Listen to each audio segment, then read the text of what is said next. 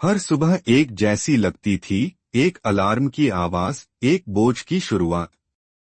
एक 16 साल के बच्चे की कहानी जो दूसरों जैसा नहीं था।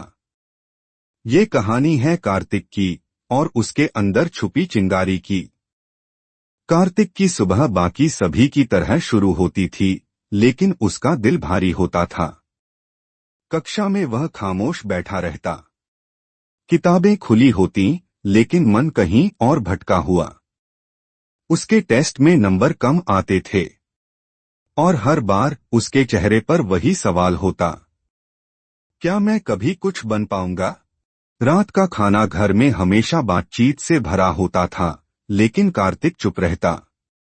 उसके माता पिता उसकी बहन की तारीफ करते, नेहा ने फिर टॉप किया है।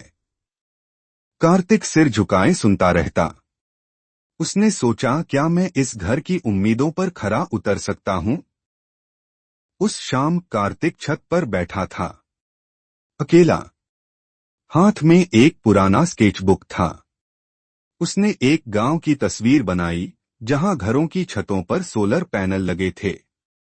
अचानक स्कूल के एक शिक्षक वहां आए। उन्होंने स्केच देखा और कहा, तुम्हारे अंदर कुछ खास है कार्तिक। इसे मत छिपाओ। वो पहली बार था जब किसी ने उसे महसूस किया। अगले दिन कार्तिक साइंस क्लब गया। डरते डरते अपनी आइडिया बताई। कुछ ने हंसी उड़ाई, लेकिन कुछ ने ध्यान से सुना। दिन बीते वह काम में जुट गया, डिजाइन, रिसर्च, फेलियर, फिर से कोशिश। रातें लंबी होती, लेकिन अब उसका मन भरा होता। साइंस फेयर का दिन आया। स्टेज पर बोलने की बारी थी। कार्तिक की आवाज कांप रही थी, लेकिन आंखों में आत्मविश्वास था। उसने कहा, हर बच्चा स्मार्ट नहीं होता, लेकिन हर बच्चे में कुछ खास होता है। मुझे विज्ञान से डर लगता था, लेकिन अब नहीं लगता। मुझे खुद पर शक था, लेकिन अब नहीं है। पूरा हॉल तालियों से गूंज उठा।